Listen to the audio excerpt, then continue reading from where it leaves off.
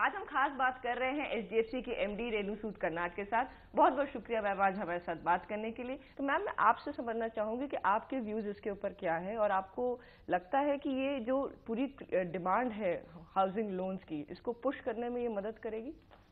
बिल्कुल, बहुत करेगी। अगर आप पिछले 5 से 8 साल की हिस्ट्री देखिए, जहाँ भी प्रॉपर्टी प्राइसेस में या प्रॉपर्टी प्राइसेस में जो प्रॉपर्टी डिमांड में, घर खरीदने की डिमांड में थोड़ी मध्यमता आई थी, कोई ना कोई कुछ ऐसी चीज़ हुई थी जिसके कारण एक सेगमेंट है जो हाउसिंग का एक तरह से रिवाइव हुआ था, और उसका जो इफेक्ट था, जिसको अंग्रेजी में कहते हैं डोमिनो इफेक्ट था, वो छोटे से घर से मीडियम लेवल हाउस तक के और थोड़े हाई वैल्यू हाउस तक भी उसका इफेक्ट हुआ था। मेरे हिसाब से इस समय जो ये जो प्रधानमंत्री आवास योजना की जो नई 2 स्कीम्स आई हैं, हालांकि वो बेशक 1 साल के लिए ही हैं, 2017 तक की है, आई थिंक ये वही कैटलिस्ट होंगी जो पिछले सालों में कोई और कारण था, जो इस समय मेरे को लगता है इनके कारण हाउसिंग डिमांड एक तरह से उन्हें फिर से एक फिलिप आएगा। और जैसे जैसे ये मिड इनकम और पहले लो इनकम हाउसिंग शुरू होगी, धीरे धीरे I think towards the mid to higher income भी ये इफेक्ट आना चाहिए। ऐसी स्कीम मेरे हिसाब से हमारे 40 साल में पहली बारी हमने ऐसी कई स्कीम देखी है, and it's a wonderful scheme.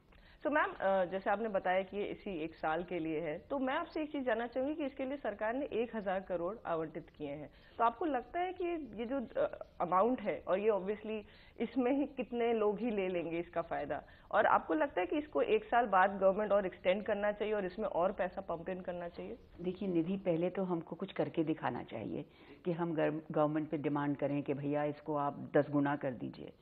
मेरे हिसाब से अगर पूछे 1000 करोड़ तो कम अमाउंट है, पर आई एम क्वाइट कॉन्फिडेंट, और मुझे लगता है कि किसी तरह से अगर ये चल गया तो ज़रूर अगले 1-2 साल में गवर्नमेंट बेशक थोड़ा ही बढ़ाएंगे, बट आई थिंक इसको एक्सटेंड करेंगे अगर ये टेक ऑफ करता है। और मेरे हिसाब से I don't see why it should not take off. इससे जो डिमांड जनरेट होगी वो सिर्फ इसी कैटेगरी के लिए नहीं होगी, इसके थोड़े हायर कैटेगरी के लिए भी होगी। और there enough data to show कि जब एक बारी एक घर बनता है, उसके घर बनने में 270 इंडस्ट्रीज को फायदा होता है। सीमेंट स्टील तो हम सब जानते ही हैं, पर इतनी और चीज़ें, छोटी छोटी इंडस्ट्री है जिसको इससे फायदा होता है कि मेरे एक तरह से जब हाउसिंग की कंस्ट्रक्शन शुरू होगी, इसका जो बेनिफिट होगा will be so much at large कि गवर्नमेंट अपने आप ही अगले साल या 1-2 सालों के लिए इसको ज़रूर बढ़ाएगी। दूसरा जो एक मेरा व्यू है कि भैया कोई भी चीज़ सब्सिडी पे हमेशा के लिए नहीं चल सकती। जो भी मार्केट होती है, जिस मार्केट में आपको जो भी आपने प्लान करना है या पार्टिसिपेट करना है, सब्सिडी के डिपेंडेंस पे नहीं आप कर सकते। तो मेरे हिसाब से should be enough to give it a kick, जिसको बोलते हैं किक स्टार्ट करें। उसके बाद में ऑटोमेटिक मोमेंटम होगा जिससे बिल्डर्स भी ऐसे घर बनाएंगे। सबसे बड़ी प्रॉब्लम क्या थी, इस टाइप के घरों के लिए कोई बिल्डर भी नहीं बना रहा था घर। और ये जो पीएमए की स्कीम है, इसके साथ में आपको जोड़ के एक और चीज़ आपको उसके बारे में भी आपको बात करना चाहिए कि लास्ट बजट में उन्होंने उसको एक्सटेंड किया, पर उससे पहले भी उन्होंने अनाउंस किया था अगर बिल्डर्स छोटे घर बनाएंगे तो उनका जो प्रॉफिट से उसके ऊपर उनको टैक्स नहीं देना पड़ेगा। इन दोनों स्कीम का जो कॉम्बिनेशन होगा, एक तरह से बिल्डर को भी एक बेनिफिट मिल रहा है और कस्टमर को भी मिल रहा है। ये दोनों का जो बेनिफिट है जो है, this is going to be a deadly combination. तो मैम आपको ऑलरेडी क्वेरीज आने लगी हैं इसके अंडर, क्या आपके पास कंज्यूमर्स आ रहे हैं, पूछ रहे हैं? ये जो स्कीम है छोटे घरों के लिए तो पहले ही चल रही थी, अप टू 50,000 रुपीज इनकम के लिए this scheme was already there. और अगर उस पर देखा जाए, हमने पिछले 6 महीनों में कितने हमारे केसेस कवर हम कर पाए हैं। हमारा एवरेज लोन उनमें अब 3000 के करीब केसेस कर पाए, जिसमें से एवरेज जो हमारा लोन है 13 लाख के करीब है। पर वो था पीएमए का, prime ministers Awas Yojana for the EWS. The one that they have come out for now is the MIG one. तो एमआईजी में 2 कैटेगरीज हैं। एक कैटेगरी है जहां आपकी इनकम अगर 1.5 लाख पर महीना हो, आपको 12 लाख रुपीस पे आपको 3% सब्सिडी मिलेगी। जो दूसरी है वो है अगर आपकी इनकम 1 लाख रुपए महीने तक है, आपको 9 लाख रुपए पे 4% सब्सिडी मिलेगी। ये जो नई स्कीम्स हैं ये अभी मार्च के मिडिल में इन्होंने अनाउंस की है। पुरानी वाली जो स्कीम थी पहले की चल रही है and it is got a very good response. तो मैम स्कीम के बारे में बात कर ली हमने, और रियल एस्टेट मार्केट में एक बहुत इंपॉर्टेंट चीज होती है प्राइस करेक्शन। आप क्या ये हम कह सकते हैं कि अगर हम लोग टॉप 8 सिटीज की पहले बात कर ले तो क्या आप एक प्राइस करेक्शन होता नजर आ रहा है?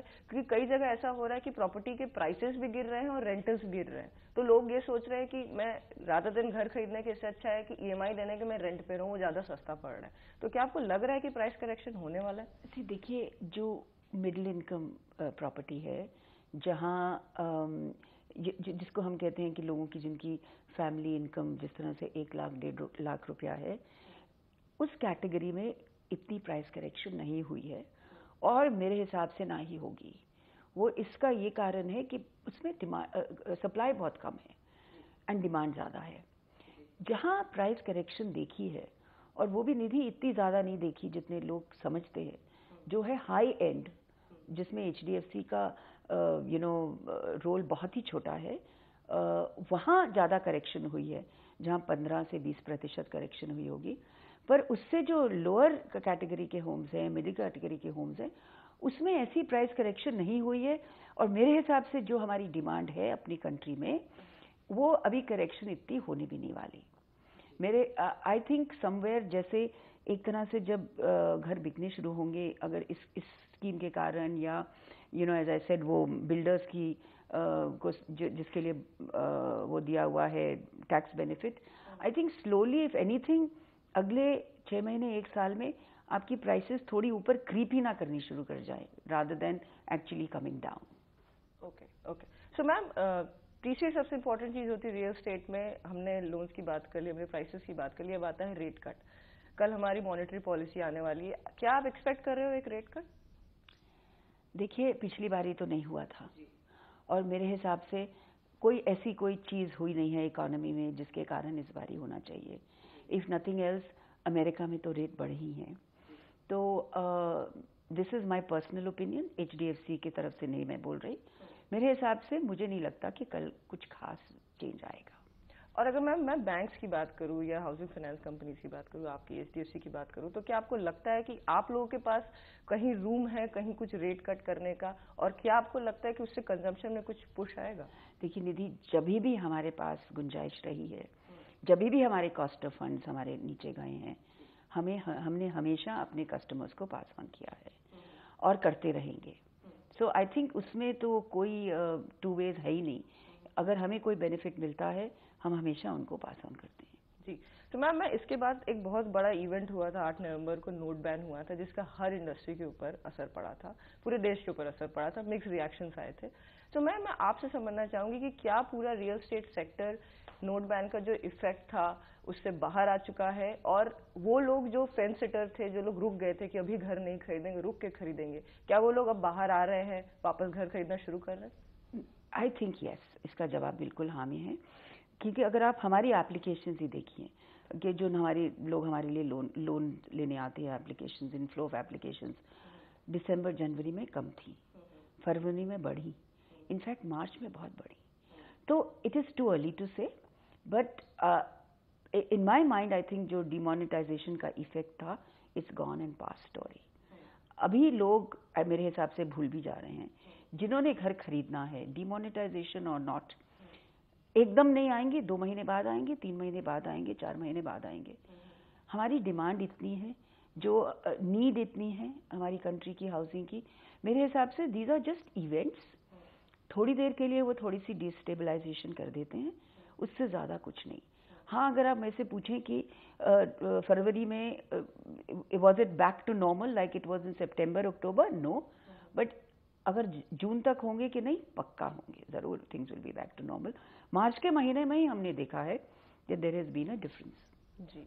तो मैम, लास्ट चीज जो इस समय हिंदुस्तान में हर तरफ डिस्कस हो रही है वो है जीएसटी। 1 जुलाई से सरकार पूरी पेप्ड है इसको रोल आउट करने के लिए। तो मैं आपसे ये समझना चाहूंगी कि हाउसिंग फाइनेंस कंपनीज और रियल एस्टेट इंडस्ट्री इन दोनों के ऊपर जीएसटी का इम्पैक्ट कैसे आप देख रहे हो, कितना पॉजिटिव है इंडस्ट्री के लिए? सो निधि, वेरी ऑनेस्टली अभी द जूरी इज आउट जिसको बोलते हैं, क्योंकि अभी पूरे जो रेट्स हैं क्या है उन्होंने पूरे तय नहीं किए हैं।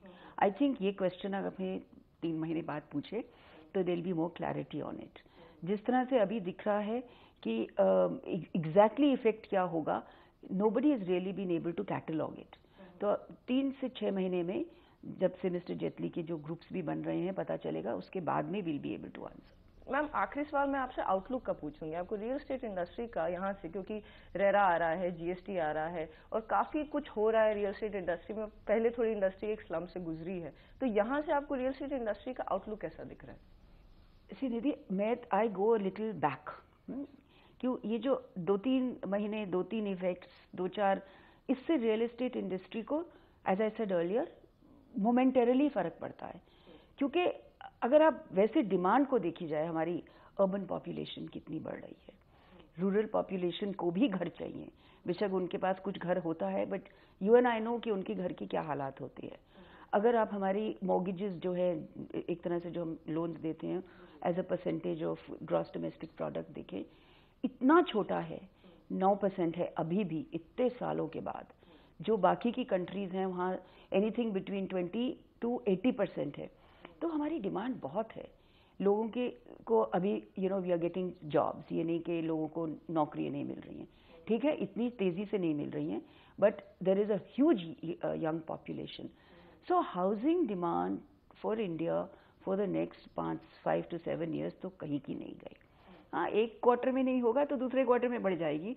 सो these are things which happen, but I think on a 5 to 10 year basis I think our requirement for homes is huge. जी, तो आपके कहना है क्या ये मतलब कि हाउसिंग फॉर ऑल 2022 अचीवेबल है? मेरे हिसाब से हमको पूरी कोशिश करनी चाहिए कि ये अचीवेबल हो। आई थिंक जितना रोल हम प्ले कर सकते हैं हम करेंगे HDFC में, पर ये कलेक्टिवली होगा। बिल्डर्स को भी आना पड़ेगा साथ, गवर्नमेंट को भी आना पड़ेगा, हमें भी होना पड़ेगा। I think collectively it is very easily done. Maybe not 2022, maybe 2025. But the point is कि eventually housing for all is a great dream. पूरी कंट्री का एक तरह से काया ही बदल जाएगी। बहुत सारी सोशल स्टडीज़ हैं जो दिखाती हैं कि जब पर्सन के पास अपना घर होता है, एक बंदे के पास, वो किस तरह से सोशल उसकी जो सोशल एटीट्यूड ही चेंज हो जाता है। So it's a great dream and I hope we are very happy to play a part in that dream. We have done it now for 40 years.